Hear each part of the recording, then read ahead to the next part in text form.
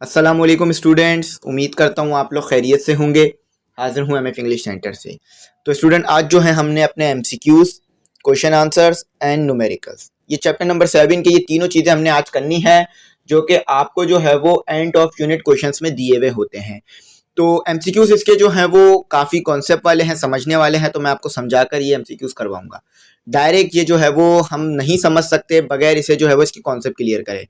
Question answers भी जो है इसके थोड़े से मुख्तलिफ होंगे, यानी जो पीछे जिस तरह से हम क्वेश्चन आंसर्स करते थे जो कि डेफिनेशन ही होती थी वैसे नहीं होंगे, थोड़े से अलग होंगे, लेकिन काफ़ी इंपॉर्टेंट क्वेश्चन आंसर्स हैं।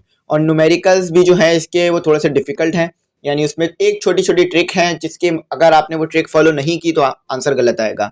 तो वो ट्रिक्स भी मैं आपको आज की वीडियो में समझाऊंगा। तो तमाम चीज़ें, तमाम क्वेश्चंस मैंने आपको कराना है, जैसे कि मेरी लेगेसी है, तमाम चीज़ें करवा देता हूँ, तो वही चीज़ फॉलो करूँगा आज की वीडियो में भी। तो यहाँ पर मैं आपको कहूँगा कि अगर आपने चैनल सब्सक्राइब नहीं किया ज़रूर कीजिएगा, क्योंकि चैनल जो है वो सब्सक्राइब ना करने वालों का रेशो बहुत ज़्यादा हो रहा है। यानी जो है वो 100 बच्चे वीडियो देखते हैं तो सिर्फ जो है वो 10 सब्सक्राइब करते हैं, या इस तरह ले लीजिए कि अगर 10 बच्चे वीडियो देख रहे हैं तो सिर्फ 2 सब्सक्राइब करते हैं, 8 नहीं करते। तो सब्सक्राइब जो है वो ज़रूर कीजिएगा। और फिर जो है मैं आपको ये भी कहूँगा कि ग्रुप में अगर आप ऐड होना चाहें तो आप जो है वो कांटेक्ट कर सकते हैं, व्हाट्सएप नंबर आ रहा होगा। ग्रुप में ऐड होने की फ़ीस जो है वो सिर्फ साल में एक बार देनी है, जिसमें आपको नोट्स और तमाम चीज़ें ग्रुप में मिल जाएंगी। नोट्स और पीडीएफ फाइल, बुक का पीडीएफ, टेस्ट सेशन और वीडियोस के वीडियो लेक्चर वो भी मिल जाएंगे। चलें तो शुरू करते हैं। तो सबसे पहले एमसीक्यूज जो है वो आपके पास है, an object with particles close together and vibrate describe आ। तो ये पूछा जा रहा है कि वो कौन सा ऐसा ऑब्जेक्ट है जिसके अंदर जो पार्टिकल्स हैं वो करीब करीब होते हैं, यानी पार्टिकल्स एक दूसरे से जुड़े हुए होते हैं और वो सिर्फ वाइब्रेट करते हैं। तो ये सिर्फ एक ही चीज़ है हमारे पास, जो कि है सॉलिड। तो पहले में आएगा हमारे पास सॉलिड, ठीक है, आप इसको ऐसे टिस लिखिएगा। पहले का जवाब था सॉलिड। अच्छा, दूसरा कह रहा है कि अ burning candle is an example of dash states of matter. यानी जब एक कैंडल जल रही होती है तो उसमें आपको कितनी स्टेट दिख रही होती हैं, यानी एक जलती हुई कैंडल को आप देखें तो उसमें आपको कितनी स्टेट्स मिलेंगी। तो आपको उसमें 3 स्टेट मिलती हैं। 3 स्टेट कैसे? एक तो उसमें गैस भी जो है ऊपर की तरफ आ रही होती है, अगर आप चेक करें तो आपको धुआं भी नजर आएगा, और मोम पिघल भी रहा होता है जो नीचे भी गिरता रहता है, और बीच में भी जो है वो कैंडल के जमा रहता है, और कैंडल खुद जो है वो सॉलिड भी रहती है। तो यहाँ पर क्या आएगा हमारे पास? डी। ठीक है, कि जब आप एक जलती हुई कैंडल को देखेंगे तो आपको तीनों स्टेट्स जो है वो मैटर की नजर आएंगी, जो कि एक बड़ी ही दिलचस्प चीज़ है। अगर आपके घर में कैंडल हो तो आप उसको देखिएगा, मोमबत्ती की यहाँ पे बात हो रही है। अच्छा, दूसरा जो है, तीसरा जो है हमारे पास वो ये है कि during which process a gas become a liquid. तो एक ही प्रोसेस है हमारे पास जिसमें जो है वो गैस जो है वो लिक्विड बन जाती है। मेल्टिंग, फ्रीजिंग ये नहीं है, ना ही बॉइलिंग, कंडेंसिंग।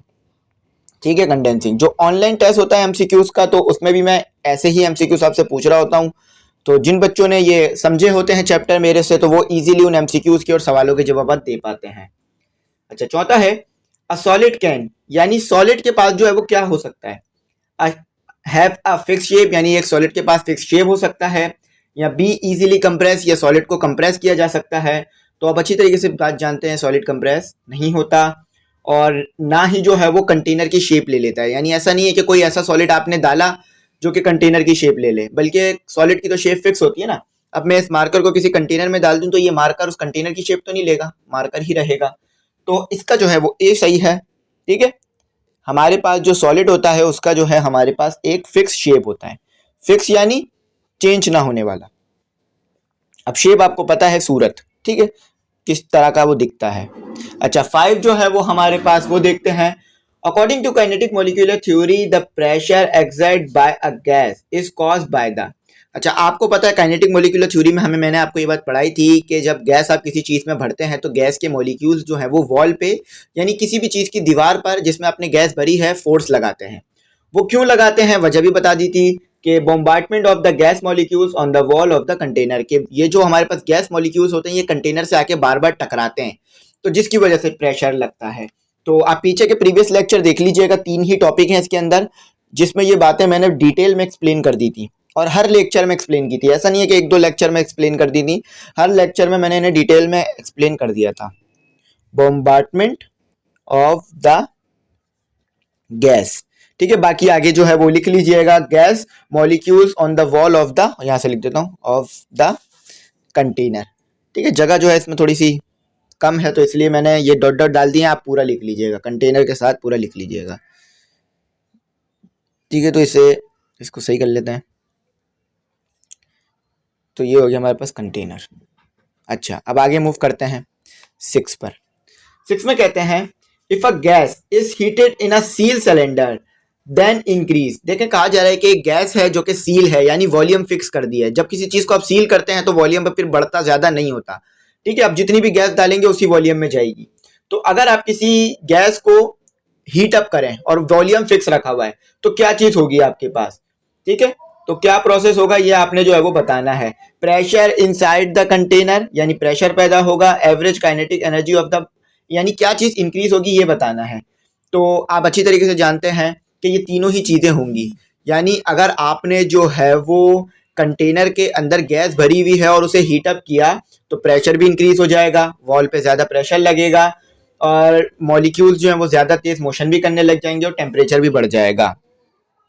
तो ऑल ऑफ देम यहाँ पर जो है वो बिल्कुल सही आ रहा है हमारे पास, ये हमारे पास सही आ गया। 7 की तरफ मूव करते हैं, 7 को देखते हैं। 7 में कहते हैं कि a gas in a container of fix volume is heated, what happen to the molecules of a gas. यानी यहाँ पे तो सीधा सामने से ही कह दिया है कि आपके पास जो है गैस है और वो जिस कंटेनर में भरी हुई है उसका वॉल्यूम फिक्स है, यानी वॉल्यूम अब तब्दील नहीं होगा। तो जब आप उसे, यानी जब उसे जो है वो हीट किया जाएगा तो क्या होगा मॉलिक्यूल्स के साथ, यानी गैस के मॉलिक्यूल्स के साथ क्या होगा। यानी ये गैस भरी हुई कंटेनर में, उसको आपने हीट अप किया और वॉल्यूम फिक्स कर दिया, तो अब गैस के मॉलिक्यूल के साथ क्या होना है। दे कोलाइड लेस फ्रीक्वेंटली, वो जो है वो कम फ्रीक्वेंसी से टकराएंगे बार बार। या दे एक्सपेंड, वो फैलेंगे। दे मूव फास्टर, या वो तेज मूव करेंगे। या दे मूव फर्दर अपार्ट, या वो एक दूसरे से दूर दूर जाएंगे। तो देखिए ये बात याद रखिएगा कि गैस को आप हीट अप करें या कुछ भी करें, गैस के मॉलिक्यूल का साइज तब्दील नहीं होता, वो सेम रहता है। तो बस उनकी मोशन बढ़ जाती है। तो यहां पर हमारे पास सही सी आएगा, they move, they move faster, वो तेज मूव करेंगे। यह आपका सही आ गया। ठीक है, अच्छा 8 में कहते हैं कि in a liquid some energetic molecules break free from the surface even when the liquid is too cold for bubble to form, what is the name of this process. यानी यहाँ पर एक प्रोसेस पूछा जा रहा है कि आपके पास एक लिक्विड है, उस लिक्विड के सरफेस से कुछ मॉलिक्यूल्स निकल गए और बबल बन के उड़े, यानी उड़ने लग गए। लेकिन आपने तो हीट अप किया ही नहीं, लिक्विड तो कूल है, तो कैसे हुआ ये, यानी कैसे जो है वो लिक्विड गैस में बदला बगैर हीट अप किए। तो ये एक प्रोसेस था जिसमें हमने पढ़ा था इवेपोरेशन, कि जिसमें आपको जो है वो हीट अप करने की जरूरत नहीं पड़ती है किसी भी लिक्विड को, वो खुद ही जो है वो उसमें से फिर क्या होता है, वेपर बनने लग जाते हैं। तो वेपराइजेशन जो है ये प्रोसेस है। ठीक है, वेपरेशन लिखा हुआ है यहाँ पर। ठीक है, ये हमारे पास प्रोसेस है। अच्छा 9 में पूछते हैं, देखें 9 में क्या कहते हैं। 9 में कहते हैं कि what happen to the molecules of a gas when the gas change into a liquid. तो क्या होगा गैस के मॉलिक्यूल्स के साथ जब वो जो है वो लिक्विड में चला जाए। यानी गैस है, गैस को आपने जो है वो लिक्विड में तब्दील कर दिया, तो मॉलिक्यूल के साथ क्या होना है।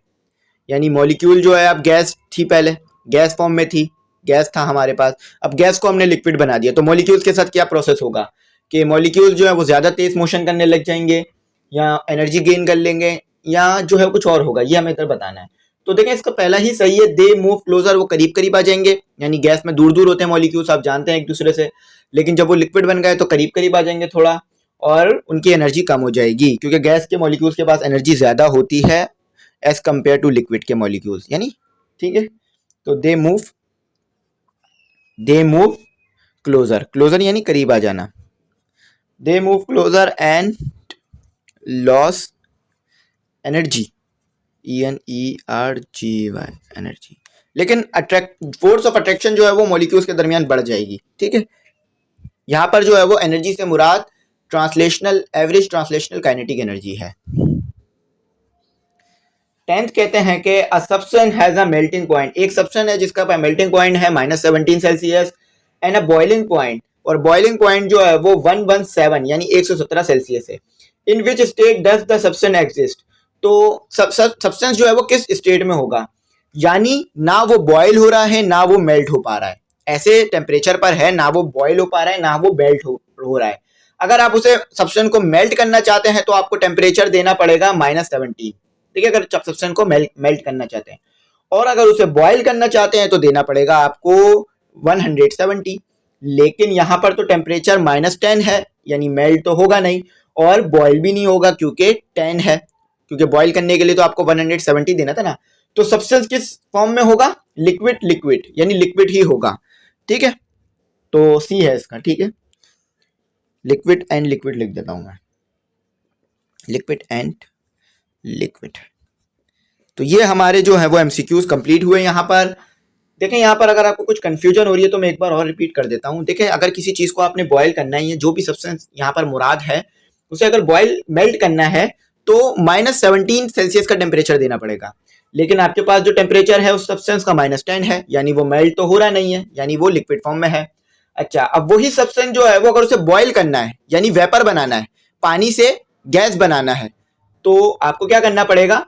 170 का टेम्परेचर देना पड़ेगा। लेकिन यहाँ तो टेम्परेचर 110 का है, तो यानी वो पानी से गैस बनेगा ही नहीं, पानी की फॉर्म में रहेगा। तो यहाँ पर ये बात हो रही थी। तो आई होप आपको बात समझ में आ गई होगी। चलें अब जो है अपना नेक्स्ट एमसीक्यूज करते हैं। तो स्टूडेंट, अब जो है हमारे पास क्वेश्चन आंसर शुरू होते हैं, तो इन क्वेश्चन आंसर्स को सॉल्व करते हैं। तो सबसे पहला क्वेश्चन जो है वो देख लेते हैं, उसके बाद ये हर क्वेश्चन के जो है इसमें पार्ट दिए हुए हैं, तो पार्ट वाइज सॉल्व करना पड़ेगा। तो सबसे पहला क्वेश्चन जो है हमारे पास वो होगा 1A। तो क्वेश्चन का जो आंसर है वो आपको स्क्रीन पे चलता हुआ नजर आ जाएगा, मैं आपको उसको एक्सप्लेन भी कर दूंगा। तो कहा जा रहा है कि the particles are free to move, particle आजाद है मूव करने के लिए, within the material, material के अंदर, has a fixed volume but take up the shape of its container, which states of matter is being. तो यहाँ पर जो है सिंपल ये पूछा जा रहा है कि एक पार्टिकल है, उस वो जो है यानी उसके वो जिस चीज के अंदर रखा हुआ है वो पार्टिकल्स, यानी जिस भी चीज के अंदर वो पार्टिकल्स हैं, वहां पर वॉल्यूम जो है वो उसका वॉल्यूम उसने ले लिया, यानी जो भी चीज थी उसके वॉल्यूम में आ गया वो, यानी जिस भी शेप के कंटेनर में आपने रखा उस शेप के कंटेनर में चला गया, ठीक है। अच्छा, और वो जो है वहां पर मोशन भी कर रहा है, फ्री है, मूव, आजाद है, पार्टिकल मूव भी कर रहे हैं। तो ये कौन सी चीज है, कौन सी स्टेट है ये मैटर की, ये आपने बताना है। तो इसका आंसर देख लेते हैं। इसका आंसर जो है वो हमारे पास ए है। Liquid is that states of matter in which the volume is fix, जिसमें वॉल्यूम जो है वो फिक्स होता है। अच्छा, यहाँ पर एक बात और भी कही थी कि वॉल्यूम फिक्स है, ठीक है, इसको जो मैंने बताया नहीं तो वक्त, लेकिन वॉल्यूम भी फिक्स है। और दूसरा कहा है कि however liquid take the shape of the container whenever it is poured, यानी देखें इधर ये बात हो रही है कि लिक्विड हमारे पास वो चीज होती है जिसका शेप भी, जिसका वॉल्यूम फिक्स होता है। गैस हमारे यहाँ पर मुराद नहीं है। अगर गैस यहाँ पर मुराद होती तो वॉल्यूम फिक्स नहीं होता। अगर कह देते ना वॉल्यूम फिक्स नहीं है, तो फिर जो है हमारे पास गैस यहाँ पर मुराद नहीं होती। तो गैस यहाँ पर मुराद नहीं है, फिक्स वॉल्यूम वाली चीज हमारे पास जो होती है वो लिक्विड होती है, और वो जिस कंटेनर में डालो उसकी शेप भी ले लेता है और उसके पार्टिकल भी फ्री होते हैं मूव करने के लिए। अच्छा, अब सेकंड क्वेश्चन करते हैं जो कि है 1B। कहा जा रहा है कि right a similar description of the particles that make up solid. तो आपने जो है वो डिस्क्रिप्शन यानी जो है वो सिमिलर, यानी आपने पार्टिकल्स की जो है वो खसूसियत बतानी है जो कि जो है सॉलिड बनाते हैं, ठीक है। अच्छा, तो यहाँ पे लिखा हुआ है कि particle in solid is not freely move, यानी जो पार्टिकल्स होते हैं सॉलिड के वो इजीली मूव नहीं कर सकते। आपको आप जानते हैं कि वो एक दूसरे से जुड़े हुए होते हैं। The material it has fix volume and fix shape, मगर जो हमारे पास सॉलिड होता है उसका वॉल्यूम फिक्स होता है और शेप भी फिक्स होता है। अब इसी की एग्जांपल ले लीजिए, इसका मार्कर का वॉल्यूम भी फिक्स है और शेप भी फिक्स है, ठीक है। अब नेक्स्ट क्वेश्चन की तरफ मूव करते हैं। अच्छा, नेक्स्ट क्वेश्चन जो है वो हमारे पास, नेक्स्ट क्वेश्चन में हमसे कहा जा रहा है वो 1C है।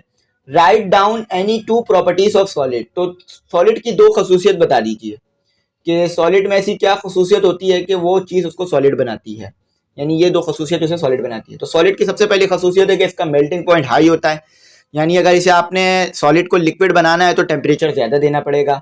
और दूसरी जो खसूसियत होती है कि इसका वॉल्यूम और शेप फिक्स होता है, ठीक है। इसका वॉल्यूम और शेप, यानी वॉल्यूम एक खास वॉल्यूम होगा इसका और शेप एक खास शेप होगा। जैसे कि गाड़ी, ये भी एक सॉलिड होती है तो उसका शेप आपको पता है कार जैसा ही होगा, ऐसा तो नहीं है कि वाटर जैसा होगा या कोई और शेप हो जाएगा, ठीक है। तो यहाँ पर ये था सवाल। अच्छा, सेकंड क्वेश्चन। अच्छा, यहाँ पर ये हमने कर लिया, 1 के क्वेश्चन कर लिए। अब हमारे पास आ गया 2A, ठीक है, 2A। Why the kinetic models of matter is called kinetic. तो यहाँ पे पूछा जा रहा है कि काइनेटिक मॉडल ऑफ मैटर, यानी जो कि हमें काइनेटिक थ्योरी मिली थी जिससे हमने सॉलिड लिक्विड गैस को समझा था, तो उसे काइनेटिक क्यों कहा जाता है ये बताना है। यानी जो पीछे हमने काइनेटिक मॉडल समझा था ना, काइनेटिक मॉडल्स ऑफ मैटर या kinetic molecular theory of matter, तो उसे जो है वो काइनेटिक मॉडल ऑफ मैटर क्यों कहा जाता है, यानी काइनेटिक क्यों कहा जाता है ये बताना है। तो इसका आंसर भी आपको जो है वो लिखा हुआ नजर आ रहा होगा, ठीक है, ये भी आप अपने पास जो है वो लिख लीजिएगा। तो यहाँ पर इसका आंसर थोड़ा सा लेंदी है क्योंकि इसमें थोड़ा मैं एक्सप्लेन करना है। तो यहाँ लिखा हुआ है कि any matter that is moving has energy just because it's motion, the energy of moving matter is called kinetic energy. Scientist think that the particles of all matters are in constant motion, thus the theory that all matter consists of constantly moving particles is called the kinetic theory of matter। तो देखें, ये जो है वो particles जो होते हैं, यानी इसमें क्या बताया जा रहा है ये बता देता हूँ। पार्टिकल्स जो होते हैं वो रैंडम मोशन करते रहते हैं, यानी इधर से उधर से इधर मोशन करते रहते हैं। तो आपको पता है कि काइनेटिक एनर्जी भी हमारे पास जब भी आती है जबकि कोई चीज मोशन कर रही हो। तो इसी वजह से इस जो काइनेटिक मॉडल दिया गया था ना, काइनेटिक मॉडल ऑफ मैटर, इसे जो है वो काइनेटिक कहा जाता है कि इसमें जो है वो पार्टिकल्स मोशन करते हैं और पार्टिकल्स की मोशन को देखते हैं हम, और उन मोशन को देखकर हम पार्टिकल्स के बारे में समझते हैं कि अगर मोशन ज्यादा कर रहे हैं पार्टिकल्स तो गैस होगा, अगर पार्टिकल्स जो है वो कम मोशन कर रहे हैं लिक्विड होगा, और अगर पार्टिकल्स मोशन ही नहीं कर रहे हैं तो सॉलिड होगी चीज। इसी तरह से फिर एनर्जीज को भी देखते रहते हैं हम, इन ही पार्टिकल्स की, इसी से एनर्जी भी समझ लेते हैं। तो इसी वजह से जो साइंटिस्ट है ना उन्होंने इसे काइनेटिक मॉडल कहा, काइनेटिक मॉडल ऑफ मैटर कहा, ठीक है, ये वजह थी इसको काइनेटिक मॉडल ऑफ मैटर कहने की। तो ये इसका आंसर था, आप लिख लीजिएगा। मैंने समझा भी दिया कि पार्टिकल्स मोशन करते हैं और मोशन को देखकर हम बिहेवियर समझते हैं कि कौन सी स्टेट है, तो इसीलिए इसे काइनेटिक मॉडल कहा जाता है। अच्छा, दूसरा सवाल, in which state of matter the molecules are widely separated. तो ये तो सिंपल क्वेश्चन है, आप खुद भी इसका जवाब दे सकते हैं कि कौन सी ऐसी स्टेट है मैटर की, यानी मादे की, जिसके अंदर जो है वो मॉलिक्यूल्स एक दूसरे से बहुत दूर दूर होते हैं। बहुत बार बताया मैंने आपको। तो यहाँ पे लिखा हुआ है the distance between gas molecules are widely separated because the force of attraction between gas molecule is too low. तो मॉलिक्यूल्स जो होते हैं ना हमारे पास गैस के, उनके दरमियान डिस्टेंस बहुत ज्यादा होता है। यानी अगर मैं यहाँ पे एक छोटी सी डायग्राम बना दूं आपके लिए, तो ये गैस के मैंने मॉलिक्यूल्स बना दिए आपके लिए, एकदम कितनी दूर दूर है। इनके दूर दूर होने की वजह यह है कि इनके बीच का डिस्टेंस जो है वो बहुत ज्यादा है। क्यों? क्योंकि इनके दरमियान जो फोर्स ऑफ अट्रैक्शन है, यानी एक मॉलिक्यूल दूसरे मॉलिक्यूल को अपनी तरफ नहीं खींच सकता, तो इसीलिए वो दूर दूर रहते हैं। अगर खींच पाता तो करीब आके रहते हैं, ठीक है। यानी फोर्स ऑफ अट्रैक्शन बहुत कम होती है मॉलिक्यूल्स के दरमियान, इसीलिए इतने दूर दूर होते हैं। ये बेसिक इनकी वजह है दूर दूर होने की, ठीक है। तो ये इसका जवाब था, आप ये लिख लीजिएगा। अच्छा, अब आ जाते हैं हम, अपना 2B तो हो गया हमारा, अब 3C पे आ जाते हैं। चले मैं इसे जो रिमूव कर देता हूँ, 3C। अच्छा, इसको भी थोड़ा सा रिमूव कर देते हैं कि ये, इसको भी रिमूव कर दिया मैंने, सॉरी 3C था, मैंने 2C था, मैंने 22 लिख दिया उसे, 2C। 2C में कहते हैं in which states of matter the molecules are most closely packed, यानी कौन सी स्टेट है वो मैटर की जिसमें मॉलिक्यूल्स एक दूसरे से बहुत अच्छी तरीके से जुड़े रहते हैं, ठीक है। तो इसका जवाब देखते हैं, आसान है इसका जवाब भी। तो in solid states of matter the molecules are closely packed and they have only vibrational energy. तो सॉलिड जो होता है उसमें मॉलिक्यूल्स एक दूसरे से बहुत करीब करीब जुड़े हुए होते हैं और उनके पास सिर्फ वाइब्रेशनल एनर्जी होती है। क्यों? बहुत करीब करीब जुड़े हुए हैं तो वो एक दूसरे से दूर दूर मोशन नहीं कर पाते, तो इसीलिए सिर्फ अपनी अपनी जगह पे वाइब्रेट कर रहे होते हैं अपने मीन पोजीशन के इर्द गिर्द। That is why the shape and volume of solid molecules are fixed. तो यही वजह है कि जो शेप होता है और वॉल्यूम होता है सॉलिड के मॉलिक्यूल्स का, वो फिक्स होता है, यानी सॉलिड का फिक्स होता है, ठीक है। सॉलिड का शेप और वॉल्यूम फिक्स होने की वजह क्या है कि इसके मॉलिक्यूल्स जो है वो एक दूसरे से बहुत करीब करीब जुड़े रहते हैं और मोशन नहीं कर पाते, तो इसलिए इसमें जो है हमारे पास ये होता है डी। चलें 2D करते हैं। In which states of matter molecules are move freely at high speed. तो देखें यहाँ पर ऐसा नहीं है कि पहले सॉलिड के बारे में पूछ लिया तो दूसरे में लिक्विड के, पहले गैस के बारे में पूछ लिया, दूसरे में सॉलिड के बारे में पूछ लिया, तो तीसरे में लिक्विड के बारे में ही पूछ रहे होंगे। आपने समझ के बताना है कि in which states of matter molecules can move freely at high speed. तो कौन सी स्टेट्स है मैटर की जिसमें जो है वो मॉलिक्यूल जो है वो हाई स्पीड में मूव करते हैं। तो यहाँ पर जो है हमारे पास है the molecules of gas move freely and at high speed because the attraction force between the molecule is too low. तो यहाँ भी गैस का जिक्र है। देखिए गैस के मॉलिक्यूल्स जो है ना वो ज्यादा तेज मोशन करते हैं एज कंपेयर टू लिक्विड के मॉलिक्यूल्स। लिक्विड के मॉलिक्यूल्स भी मोशन करते हैं लेकिन गैस के मॉलिक्यूल्स ज्यादा तेज मोशन करते हैं। यही वजह है कि इनके दरमियान जो फोर्स ऑफ अट्रैक्शन होती है वो कम होती है। तो आई होप आपको ये बात समझ में आ गई होगी, कुछ मुश्किल नहीं हुआ होगा इसको समझने में। चलें अब जो है हमारा नेक्स्ट क्वेश्चन आ गया है 3A। इसमें काफ़ी क्वेश्चन है हमारे पास लेकिन तमाम के मैंने आपको आंसर भी दे देने हैं और समझा भी देना है क्वेश्चंस को।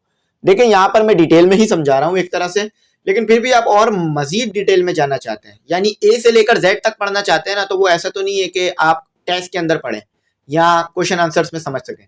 ये आपको कॉन्सेप्ट वाला लेक्चर देखना होगा जो कि मैंने पहले करवा दिया है। 3 लेक्चर हैं इस वीडियो के, इस चैप्टर के सिर्फ, जिसमें पूरा डिटेल में समझा दिया था मैंने आपको गैस मॉलिक्यूल्स के बारे में, सॉलिड मॉलिक्यूल्स और लिक्विड मॉलिक्यूल्स के बारे में। अच्छा अब आते हैं हमारा 3A पर। By using kinetic molecular theory explain why we can walk through air, swim through water but cannot walk through a solid wall। तो यहाँ पर पूछा जा रहा है कि देखिए आपने अक्सर देखा होगा कि आप जो है वो गैस अगर कहीं फैली हुई है तो फिर भी आप मोशन कर सकते हैं। आपको पता है गैस के मॉलिक्यूल्स हैं तो वो तो आपके जिस्म से टकराने चाहिए, लेकिन फिर भी आप इजीली मोशन कर सकते हैं। इसी तरह से आप पानी में स्विम भी कर सकते हैं यानी तैर सकते हैं। लेकिन सॉलिड के मॉलिक्यूल्स के आर पार क्यों नहीं जा पाते, यानी सॉलिड से टकराकर रुक क्यों जाते हैं? सॉलिड भी तो मॉलिक्यूल से बना है ना मिलकर, तो उसमें भी ऐसा होना चाहिए कि जब आप उसके करीब जाएं तो मॉलिक्यूल दूर दूर हो जाए और आप पास हो जाएं उसके अंदर से। ऐसा क्यों होता है? तो तीनों चीजें मैं आपको एक एक करके समझा देता हूँ। We can walk easily through gas because according to kinetic molecular theory gas molecules are widely separated. तो यहाँ पर बोला जा रहा है कि आप गैस में से इजीली मूव कर सकते हैं, यानी कहीं किसी कमरे में बहुत ज्यादा गैस जो है वो फैली हुई है, लेकिन फिर भी आप आगे पीछे मोशन तो कर सकते हैं ना उस कमरे में। क्यों? क्योंकि गैस के मॉलिक्यूल्स एक दूसरे से दूर दूर होते हैं।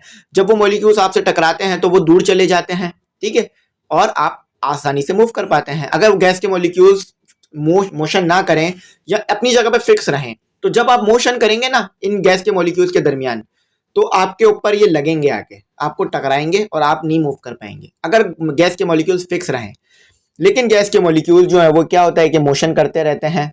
ये एक इंसान है, ठीक है, ये गैस के मॉलिक्यूल्स के दरमियान में से जा रहा है। तो जैसे ही ये किसी इंसान से मॉलिक्यूल टकराता है तो ठीक है ये अपनी जगह से हट जाता है और इंसान मोशन कर पाता है।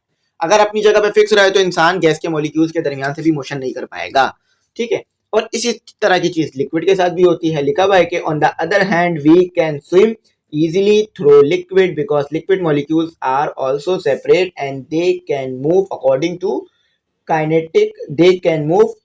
kinetic molecular theory। तो लिक्विड के मॉलिक्यूल्स भी एक दूसरे से थोड़ा दूर दूर होते हैं, बिल्कुल जो है वो चिपके हुए नहीं होते हैं, ठीक है, बिल्कुल आपस में टाइटली क्लोज नहीं होते हैं। तो इसलिए आप लिक्विड में से स्विम कर जाते हैं इजीली, ठीक है। जब आप हाथ मारते हैं पानी पर तो पानी जो है वो अपनी जगह से हट जाता है और आपका हाथ आ जाता है उसकी जगह पर। अगर ऐसा ना हो तो फिर आप जितना भी पानी पे हाथ मारें आपका हाथ पानी के अंदर नहीं जाएगा बल्कि सरफेस पे ही रहेगा। तो पानी के मॉलिक्यूल्स भी एक दूसरे से दूर दूर होते हैं। जब आप हाथ मारते हैं तो वो मॉलिक्यूल्स आगे पीछे हट जाते हैं और आपका हाथ पानी में चला जाता है। लेकिन अब सॉलिड में आ जाते हैं। वैसे तो सॉलिड का यहाँ पे लिखा हुआ है कि but in solid molecules are strongly packed each other and they can not move so we can not walk through solid. तो सॉलिड के मॉलिक्यूल्स एक दूसरे से बहुत अच्छी तरीके से जुड़े हुए होते हैं, ठीक है, बहुत एक अच्छी तरीके से। मैं एक दीवार बना रहा हूँ आपके लिए, ठीक है, बहुत अच्छी तरीके से जुड़े हुए होते हैं। तो जब आप भागते हुए आते हैं और इससे टकरा जाते हैं, खुदा ना खास्ता, ये पहले थे आप भाग रहे थे, अब यहाँ पर आके आप टकरा गए इससे, तो ये मॉलिक्यूल्स अपनी जगह से हट नहीं पाते हैं और आप इसमें जाकर लगते हैं और ये मॉलिक्यूल्स अपनी जगह पे फिक्स रहते हैं और आपको चोट लग जाती है।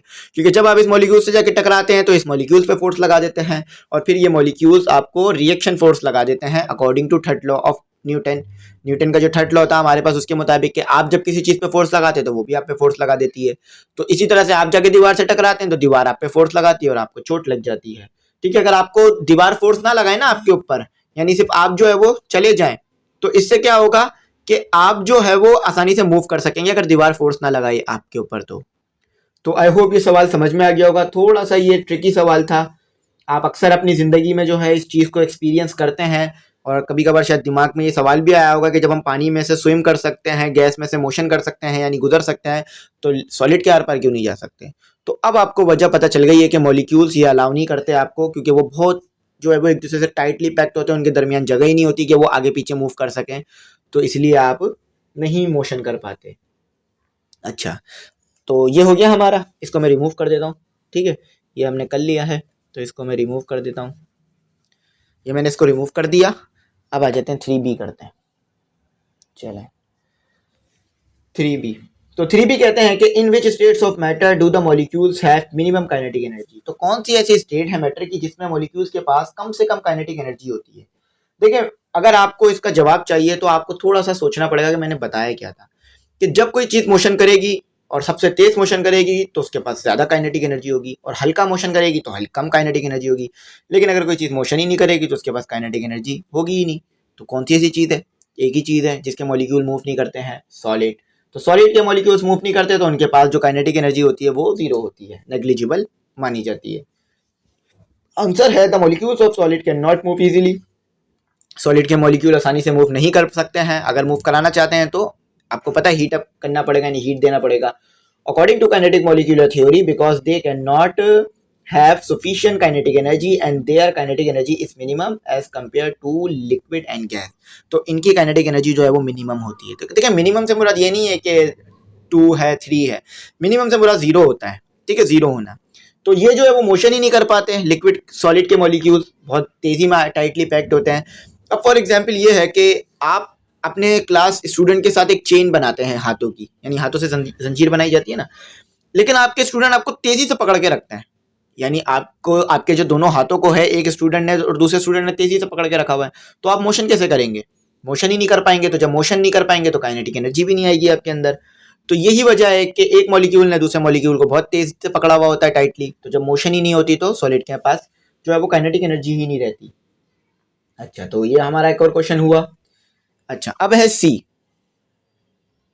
तो आंसर इसका चल रहा है स्क्रीन पर, आपके लिए कोई मुश्किलात नहीं है, आप इसको देख लीजिए। ठीक है, सी में कहते हैं विच states of matter is highly incompressible. तो यहां पर ये नहीं पूछा जा रहा इनकम्प्रेसिबल, यहाँ हाईली इनकम्प्रेसिबल पूछा जा रहा है। हाईली यानी यहाँ पर जो है वो कंपेरेटिव डिग्री नहीं है, सुपरलेटिव डिग्री है, कि कौन सी स्टेट है मैटर की जो कि कंप्रेस हो ही नहीं सकती।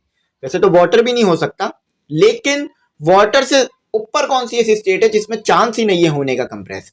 तो एक ही वो स्टेट है आपके पास। हाईली का लफ्ज इस्तेमाल हो गया ना, अगर हाईली का लफ्ज इस्तेमाल नहीं होता तो फिर आप शायद वाटर भी कह सकते थे, लेकिन यहाँ पर आप वाटर लिक्विड नहीं कह पाएंगे आप। वाटर से मुराद लिक्विड ही था मेरा। तो the solid states of matter are highly incompressible because their molecules are tightly packed. तो सॉलिड स्टेट जो है वो मैटर की वो बहुत ज्यादा हाईली इनकम्प्रेसिबल है, यानी उसके मॉलिक्यूल्स को आप जो है वो दबा नहीं सकते। वो पहले ही इतना क्लोजली पैक्ड होते हैं कि उनमें और जगह नहीं होती कि वो अपने आप को और पैक्ड कर सके। यानी जब भी आप किसी चीज को दबाते हैं ना, जब उसमें जगह हो, ये मार्कर है, ये मेरे पास जो है वो मार्कर है और ये कैप है, जगह है तो जब भी कंप्रेस होगा ना, ये देखें अभी जगह है तो कंप्रेस होगा। अब जगह खत्म, कहाँ से कंप्रेस होगा, जितनी भी ताकत लगा लो। तो इसी तरह से लिक्विड सॉलिड के भी साथ चक्कर है कि मॉलिक्यूल्स पहले ही इतने करीब करीब हैं, आप कहाँ दबाएंगे उन्हें, जगह कहाँ है दबाने की। ठीक है, यहाँ कहाँ जगह है दबाने की, तो इसीलिए ये दब नहीं पाते, इनकम्प्रेसिबल। डायग्राम बना के समझा दिया, आई होप समझ में आ गई हो गई आपको बात। ठीक है, चलें force and kinetic theory. Force और काइनेटिक थ्योरी पे बात करते हैं। तो आपने जो है इसको देख लेना है क्या बात पूछी जा रही है, फिर एक एक करके सवालात देने हैं, जवाबात देने हैं। ठीक है, मैं फिर सवालात दूंगा और आप जवाबात देंगे। A sample of a gas is in a seal test tube. तो एक सैंपल है गैस का, यानी कोई गैस है, सैंपल के तौर पे ली गई है। सैंपल के तौर पे यानी आजमाने के लिए ली गई है। सैंपल क्या होता है, आजमाते हैं ना चीजों को, कहते हैं ना ये सैंपल बुक है। तो सैंपल बुक यानी आजमाने के लिए दी गई है कि कैसी बनी है, अच्छी है या नहीं है।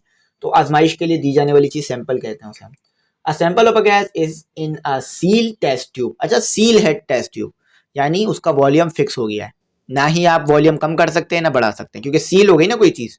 जैसे देखें कोई दुकान सील हो जाए तो उससे आप कोई चीज खरीद सकते हैं या उससे कोई चीज उसके अंदर डाल सकते हैं ले जाके दुकान में, नहीं, सील है।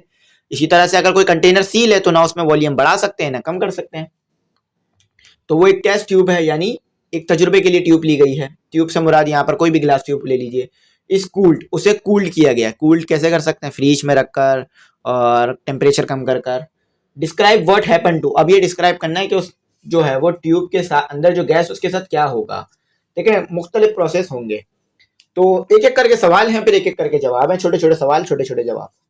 The size of the molecule, तो साइज ऑफ द मॉलिक्यूल के साथ क्या होगा, यानी जो गैस के, अगर आपने गैस के मॉलिक्यूल को ठंडा करा है, सेल जो है वो ट्यूब के अंदर, यानी ट्यूब के अंदर गैस थी ना, उस गैस को ठंडा कर दिया, तो अब साइज ऑफ द मॉलिक्यूल्स को क्या होगा। तो साइज ऑफ द मॉलिक्यूल्स मैंने आपको शुरुआत में ही बता दिए थे, चेंज नहीं होता, वो सेम रहता है।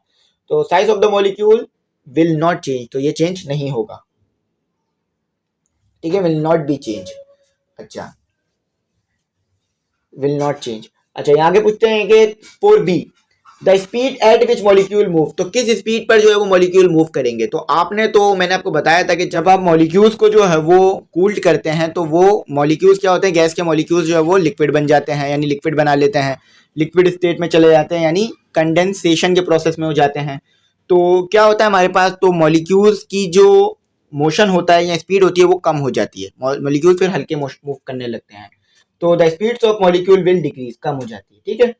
अच्छा, 7C, 4C, the number of molecules, तो नंबर ऑफ मॉलिक्यूल्स तो बढ़ना ज्यादा होना तो जब ही है जब आप उसमें गैस शामिल करेंगे, यानी अगर उस गिलास ट्यूब में गैस को आपने और ज्यादा बढ़ाया, यानी गैस को और कोई गैस डाली या वही गैस जो थी उसको और क्वांटिटी में डाली, तो ही नंबर ऑफ मॉलिक्यूल्स बढ़ेंगे। ठंडा गर्म करने से नंबर ऑफ मॉलिक्यूल्स नहीं बढ़ते, सिर्फ उनकी मोशन बढ़ती है। तो यहाँ पे लिखा हुआ है the number of molecules will not increase, तो नंबर ऑफ मॉलिक्यूल्स नहीं बढ़ेंगे। अच्छा, प्रेशर के बारे में पूछते हैं, the pressure inside the tube, तो प्रेशर का क्या होगा। देखिए, आपने गैस को कूल कर दिया ना, तो मॉलिक्यूल जो है वो हल्की मोशन करने लग गए, यानी वॉल से भी कम टकराएंगे, तो प्रेशर भी कम हो जाएगा। The pressure inside the tube decrease. अच्छा, अब स्टेट्स ऑफ गैस की बात की जा रही है, the states of a gas will be liquid, तो जो गैस है वो लिक्विड बन जाएगी। क्यों, क्योंकि आपने जो है वो कंडेंसेशन कर दी, आपने कूल कर दिया गैस को। जब गैस को आप कूल करते हैं, आप अच्छी तरीके से बात जानते हैं, गैस जो है वो क्या हो जाती है, लिक्विड बन जाती है, लेकिन एक ऐसे टेम्परेचर पे जिसपे वो लिक्विड बन सकती है। हर टेम्परेचर पे लिक्विड नहीं बनेगी, खास टेम्परेचर क्रॉस करना पड़ेगा। अच्छा, आगे कहते हैं कि an inflated car tyre is considered to have a constant volume regardless of any change in temperature or pressure. Use the kinetic molecular theory of gases to answer the following. तो इसमें कहा जा रहा है कि आपने जो है वो गाड़ी के टायर को फुलाया या फुलाया, ठीक है, और कंसीडर करें कि वॉल्यूम जो है वो कांस्टेंट रहा, वॉल्यूम में कोई चेंज नहीं आई, रिगार्डलेस, और फिर साथ ही साथ कोई चेंज नहीं आई ना है टेम्परेचर में और प्रेशर में। तो इस चीज को जो है आपने एक्सप्लेन करना है काइनेटिक मॉलिक्यूलर थ्योरी की मदद से, यानी काइनेटिक मॉलिक्यूलर थ्योरी को देखें और बताएं कि क्या क्या चीज हमारे पास हो रही है। यानी आपने जो है वो एक गाड़ी का टायर है, उसके अंदर हवा को डाला, ठीक है, वॉल्यूम जो है वो कांस्टेंट रहा, और टेम्परेचर जो है वो भी हमारे पास, टेम्परेचर और प्रेशर के हम देख लेंगे कि उसमें चेंज आ रहा है या नहीं आ रहा। तो काइनेटिक मॉलिक्यूलर थ्योरी को यूज करके हमने बताना है। पहला सवाल है, how does air in the tyre exert a pressure on the wall of the tyre, तो टायर में जो गैस है वो कैसे प्रेशर जो है वो लगाएगी वॉल पर, यानी यहाँ पर हमने यही बात पूछी जा रही है कि एक गैस भरी हुई है किसी चीज में, तो वो कैसे प्रेशर लगाएगी किसी वॉल के ऊपर। तो देखते हैं, according to kinetic molecular theory the gas molecules collide with the wall of tyre and create pressure.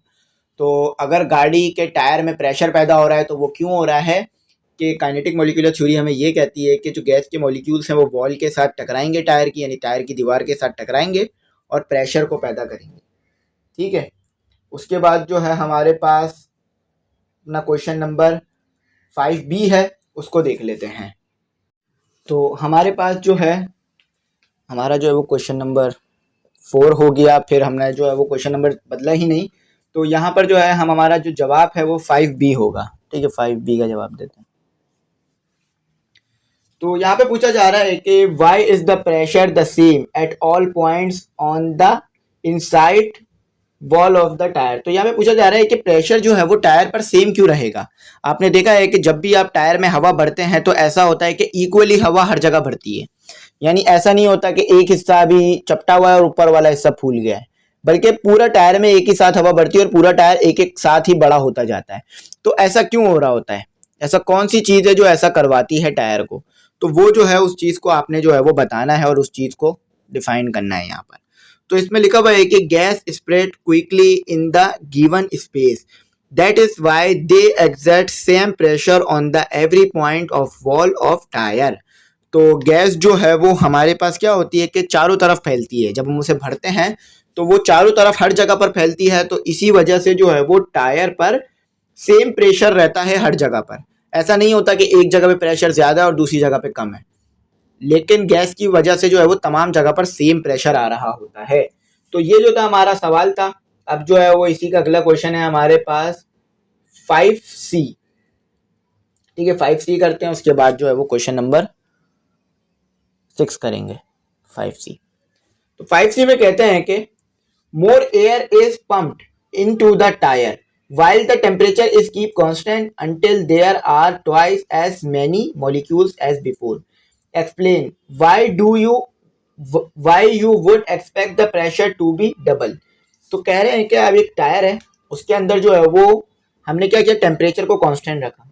ठीक है, एयर को पंप कर दिया, यानी और एयर को भर दिया और टेम्परेचर कांस्टेंट रखा, और एयर इतनी भरी कि मॉलिक्यूल्स जो है वो डबल हो गए, यानी अगर पहले 10 मॉलिक्यूल्स थे तो अब 20 हो गए फॉर एग्जांपल। तो फिर एक्सप्लेन करना है आपने कि प्रेशर क्यों डबल होगा, एक्सपेक्ट क्यों है कि प्रेशर जो है वो डबल हो जाएगा, ऐसी क्या वजह है कि गैस के बढ़ाने से प्रेशर भी बढ़ गया। तो यहाँ पे लिखा हुआ है कि if we double the air in tyre, अगर हम टायर में जो है वो एयर को बढ़ा देंगे, so the number of molecules will be double, तो नंबर ऑफ मॉलिक्यूल भी डबल हो जाएंगे। यानी अगर पहले गैस आधी थी और अब डबल कर दिए तो गैस भी बढ़ गई, नंबर ऑफ मॉलिक्यूल्स भी डबल हो गए, तो साथ ही साथ जो है वो प्रेशर भी बढ़ जाएगा। In this way the pressure will also be double because number of molecules is directly proportional to pressure. तो नंबर ऑफ मॉलिक्यूल्स जो है वो डायरेक्टली प्रोपोर्शनल होते हैं प्रेशर से। यानी अगर नंबर ऑफ मॉलिक्यूल्स बढ़ाए, यानी ये जो है वो n जो है वो आपके पास नंबर ऑफ मॉलिक्यूल्स कह लीजिए, अगर नंबर ऑफ मॉलिक्यूल्स को बढ़ाया तो प्रेशर भी बढ़ेगा। ठीक है, ऐसा नहीं है कि नंबर ऑफ मॉलिक्यूल्स को बढ़ा रहे हैं प्रेशर कम रहेगा, प्रेशर भी बढ़ेगा, क्योंकि फिर ज्यादा जो मॉलिक्यूल्स है वो दीवार से टकराएंगे टायर की, तो ज्यादा प्रेशर पैदा करेंगे। ठीक है, तो ये हमारे पास इसका आंसर हो गया। चलें अब क्वेश्चन नंबर 6 करते हैं। तो स्टूडेंट अब जो है हमारा क्वेश्चन नंबर 6 है।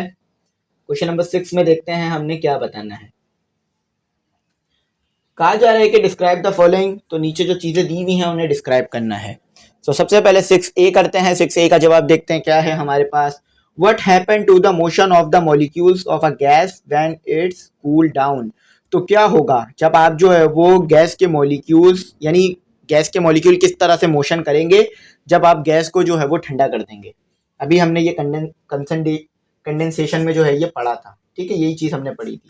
तो यहाँ पे लिखा हुआ है कि when we will cool the gas, the motion of a gas molecules decrease because their average translational kinetic energy will be decreased। तो जब हम गैस को ठंडा करेंगे तो गैस के मॉलिक्यूल्स के जो मोशन है वो कम हो जाएगी। क्यों? क्योंकि उनकी जो एवरेज ट्रांसलेशनल काइनेटिक एनर्जी है वो भी कम हो जाएगी, यानी वो कम मोशन करेंगे तो काइनेटिक एनर्जी भी कम होगी, और हमारे पास जो गैस के मॉलिक्यूल्स हैं उनकी एनर्जी भी कम हो जाएगी। लेकिन ये जब होगा जब आप इसे कूल करेंगे, गैस को ठंडा करेंगे। ठीक है, तो अब जो है हमारे पास 6B है। 6B करते हैं। तो 6B करते हैं, 6B देखते हैं।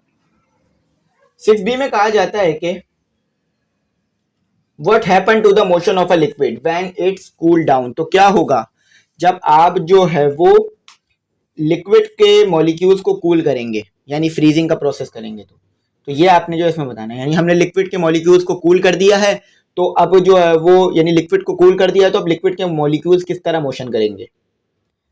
ठीक है, तो इसका देखते हैं आंसर क्या है। तो इसका आंसर है liquid has less translational kinetic energy, यानी लिक्विड के पास जो है वो कम जो है वो काइनेटिक एनर्जी होती है। तो as compare to gas, gas के मुकाबले में आप जानते हैं कि गैस के मॉलिक्यूल ज्यादा तेज मोशन करते हैं, तो इसलिए उनके पास जो है वो एवरेज ट्रांसलेशनल काइनेटिक एनर्जी जो है वो ज्यादा होती है, और लिक्विड के पास कम होती है मॉलिक्यूल्स के पास। तो जब इसे कूल करेंगे ना आप, तो इसके मॉलिक्यूल्स जो है ना वो सीस हो जाएंगे, यानी आपस में एक दूसरे से पैक्ट हो जाएंगे। मॉलिक्यूल से टाइटली जो है वो अट्रैक्ट हो जाएंगे और बॉन्ड हो जाएंगे, यानी जुड़ जाएंगे, क्लोजली पैक्ट हो जाएंगे, और वो सॉलिड बना लेंगे। तो जब सॉलिड बन जाएगा मॉलिक्यूल्स मिलकर, तो फिर मोशन ही रुक जाएगी। तो ये आप पहले भी बता चुका हूं मैं आपको। तो यहाँ पर इसका ये जवाब था हमारे पास। ठीक है, अब जो है वो लास्ट क्वेश्चन करते हैं अपना, यानी गैस एंड काइनेटिक थ्योरी। यानी अब ऐसे सवाल आ गए जो सिर्फ न्यूमेरिकल है। ठीक है, अब आपके क्वेश्चन आंसर यहाँ पर खत्म हो गए थे, अब सिर्फ न्यूमेरिकल करने हमने। ठीक है, तो ये यहाँ पे लिख लेते हैं, एक एक करके क्वेश्चन करा दूंगा मैं आपको। ठीक है, इसके 7 है, 3 क्वेश्चन दिए मैं जो न्यूमेरिकल टाइप हैं। ठीक है, चलें इसे सॉल्व करते हैं। तो कहा जा रहा है कि the pressure on 6 centimetre cube of a oxygen gas is double at a fix temperature, what will its volume become. तो कह रहे हैं कि एक आपके पास जो है वो ऑक्सीजन गैस है, उसका जो प्रेशर है वो है आपके पास, यानी वो जो है वो डबल हो गया। फिर से बताता हूँ कि आपके पास प्रेशर जो है वो डबल हो गया कितने वॉल्यूम पर, 9 सेंटीमीटर क्यूब पर, और गैस है, ऑक्सीजन गैस है, और टेम्परेचर फिक्स है, टेम्परेचर में कोई चेंज नहीं आ रही। तो वॉल्यूम क्या होगा, यानी आपके पास पहले जो वॉल्यूम था वो 9 सेंटीमीटर क्यूब था, और उसी वॉल्यूम पर जो है वो प्रेशर डबल हो गया। प्रेशर क्या हो गया, 2p हो गया, पहले p था अब 2p हो गया। तो अब वॉल्यूम क्या होगा, तो ये आपने बताना है। देखें, पहले जो था आपके पास वॉल्यूम कितना था, वॉल्यूम था आपके पास 9 सेंटीमीटर क्यूब, फिर आपके पास जो प्रेशर था ना वो डबल हो गया।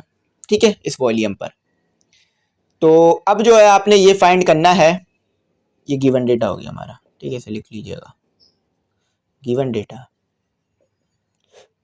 तो ये 2 फाइंड करना है हमने,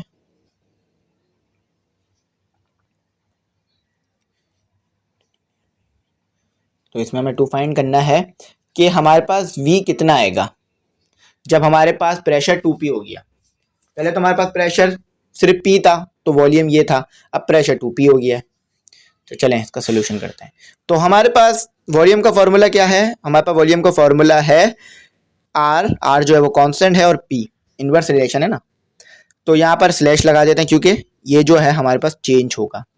तो p कितना दिया हुआ है, 2p। तो यहाँ क्या करते हैं हम जो है ना 1/2 को बाहर लिख लेते हैं, और r/p। तो देखें r/p किसके बराबर होता है, v के ना। देखें ये r/p जो है वो v के बराबर है, तो इसकी जगह v लिख दीजिए, ये v लिख दिया। तो यहाँ पर अब क्या करेंगे, हम जो हमारे पास 9 है ना उसको डिवाइड करा देंगे, यानी यहाँ v की जगह हमने 9 लिख दिया ना, और 2 जो है वो डिवाइड ही हो रहा है, तो 2 डिवाइड करा देंगे। ठीक है, ये आपस में मल्टीप्लाई हो रहा था, तो यहाँ 9 लिखा, तो 9 मल्टीप्लाई हो जाएगा 1 से, तो 9 ही रहेगा, और ये 2 डिवाइड हो जाएगा। तो हमारे पास आ गया 4.5 सेंटीमीटर क्यूब। तो ये जो है वो वॉल्यूम आ गया जब हमारे पास प्रेशर जो है वो डबल हुआ। आपने देखा कि प्रेशर जो है वो बढ़ा तो वॉल्यूम कम हो गया। ठीक है, और इसी तरह से आपने देखा कि जब वॉल्यूम 9 था तो प्रेशर जो है वो ज्यादा था हमारे पास। तो देख रहे हैं, प्रेशर के बढ़ने से वॉल्यूम कम, वॉल्यूम के बढ़ने से प्रेशर कम। तो यहाँ पर जो है वो वॉल्यूम कम हुआ तो प्रेशर बढ़ गया, और प्रेशर बढ़ेगा तो वॉल्यूम खुद ही कम हो जाएगा, आप अच्छी तरीके से जानते हैं।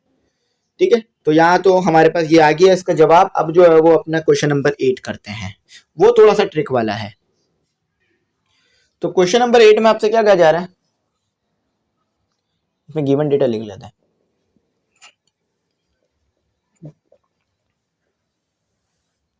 क्वेश्चन नंबर 8 में कहते हैं अ कंटेनर होल्ड, एक कंटेनर में आपके पास वॉल्यूम है, पहला वॉल्यूम दिया हुआ है तो V1 लिख लेते हैं, 30 मीटर क्यूब, और इसी वॉल्यूम पर आपके पास जो प्रेशर है कंटेनर में वो है P1, जो कि है आपके पास 1015000 PA पास्कल।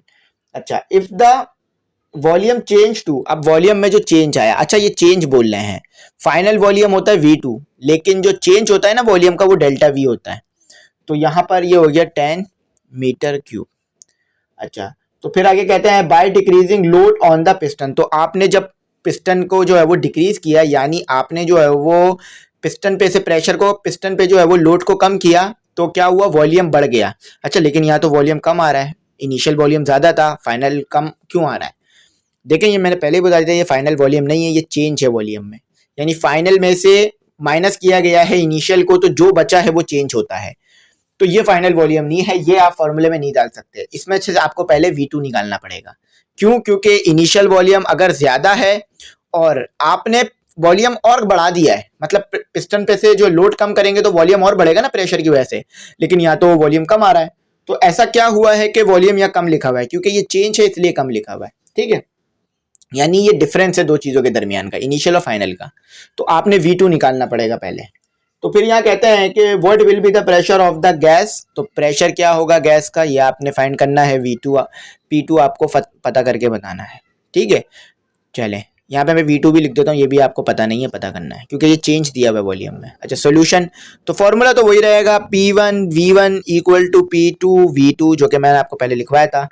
लेकिन यहाँ पर पहले हम क्या करेंगे, फॉर V2 निकालेंगे, उसके बगैर हम नहीं कर सकते, सवाल नहीं कर सकते। तो V2 कैसे निकलेगा, delta V equal to V2 minus V1। अगर आपको चेंज निकालना है ना, तो क्या करना होता है, जो फाइनल चीज बची है उसको इनिशियल में से माइनस कर दें, चेंज आ जाएगा, ठीक है। तो आपको क्या पता है, डेल्टा V पता है, V2 पता करना है, तो ये यहाँ पर जाके माइनस थोड़ा था, वहां जाके प्लस हो जाएगा V2। तो ये V2 हो गया आपका। तो ये कितना था आपके पास 10 और ये था आपके पास 30, तो V2 आ गया 40। तो देखा आपने, जब पिस्टन पे से लोड को कम किया यानी पिस्टन को हल्का किया, तो आपके पास जो वॉल्यूम है वो बढ़ा, कम नहीं हुआ, बढ़ा, क्योंकि प्रेशर जो है वो कम हुआ। प्रेशर कम हुआ तो वॉल्यूम बढ़ा।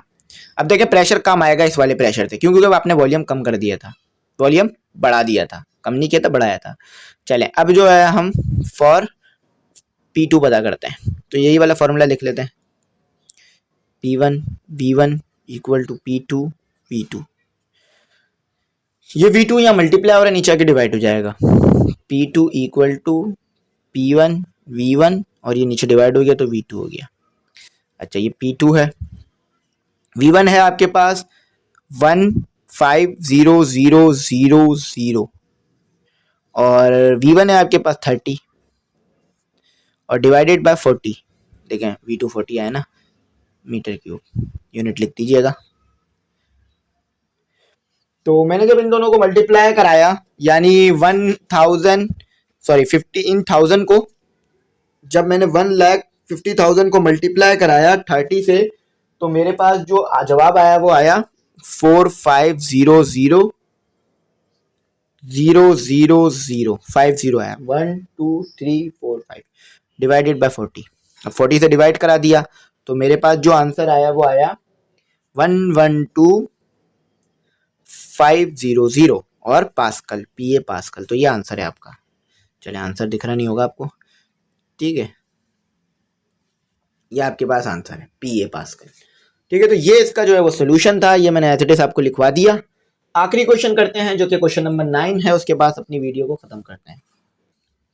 तो आपके पास जो कहा जा रहा है वो कहा जा रहा है air at temperature, atmospheric pressure, air at atmospheric pressure of 760 mm। देखिए 760 mm का मतलब होता है मिलीमीटर, यानी मरकरी लेवल। तो mm जो है ना, ये भी प्रेशर का यूनिट होता है, ठीक है। ये mm भी जो है वो प्रेशर का यूनिट होता है, इसको कहीं लेंथ का यूनिट नहीं समझिएगा, ये प्रेशर के लिए डिफाइन होता है। होती तो ये लेंथ है mm मिलीमीटर, लेकिन मरकरी लेवल जो है ये बनता है। मरकरी लेवल क्या है वो इंशाल्लाह टॉपिक आगे आएगा तो मैं समझाऊंगा, ठीक है। अभी तो न्यूमेरिकल करते हैं, बस ये याद रखिएगा कि ये mm लिखा हुआ हो ना जहां पर, ये प्रेशर का यूनिट है, गिवन डेटा। तो ये P जो है आपको, P1 जो जिन्होंने दे दिया आपको, वो दे दिया 760 mm, ठीक है। अच्छा, उसके बाद कहते हैं ट्रैप्ड, यानी ट्रैप का मतलब फंसा होना। एक HG गैस है वो फंसी हुई है एक कंटेनर में, inside a container, available with a movable piston. अच्छा, वो जो कंटेनर है उसमें एक मूवेबल पिस्टन भी है, यानी उसे आप पिस्टन को आगे पीछे मूव कर सकते हैं।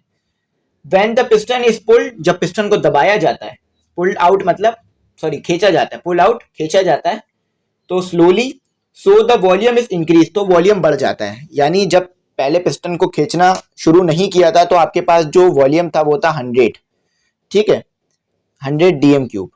लेकिन जब आपने इसे पिस्टन को खींचना शुरू कर दिया तो आपके पास जो वॉल्यूम आ गया वो आ गया 150 DM3, ठीक है।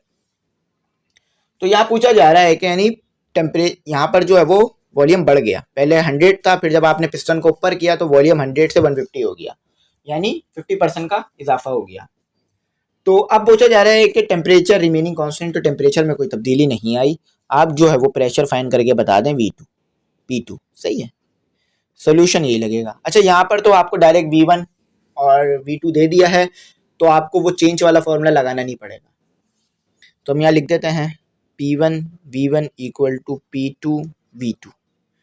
ठीक है, तो ये P2 पता करना है ना, तो इसको इधर ले आते हैं P2, और ये V1 P1 V1 और V2।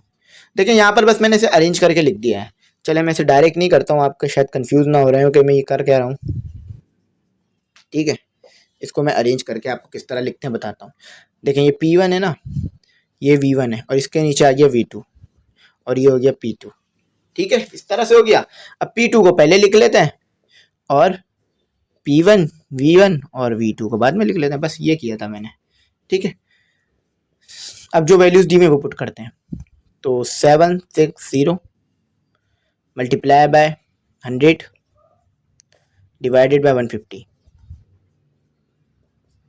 तो 760 को जब मैंने मल्टीप्लाई किया 100 से तो मेरे पास आया 76000। ठीक है, और ये 150 से डिवाइड करने के बाद मेरे पास आया 506.66 mm।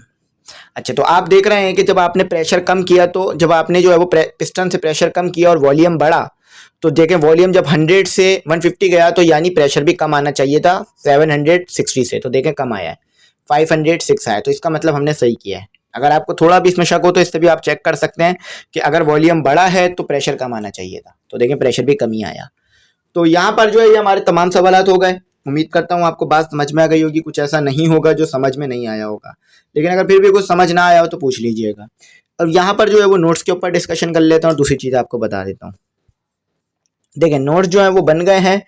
अच्छा, फीस जो है वो ग्रुप की बता देता हूँ। पहले ग्रुप की फीस हमने रखी है, एक ही बार देनी है साल में, जिसमें नोट्स भी मिल जाएंगे, PDF लेक्चर भी मिल जाएंगे, और आपको जो है वो गाइड भी मिल जाएगी।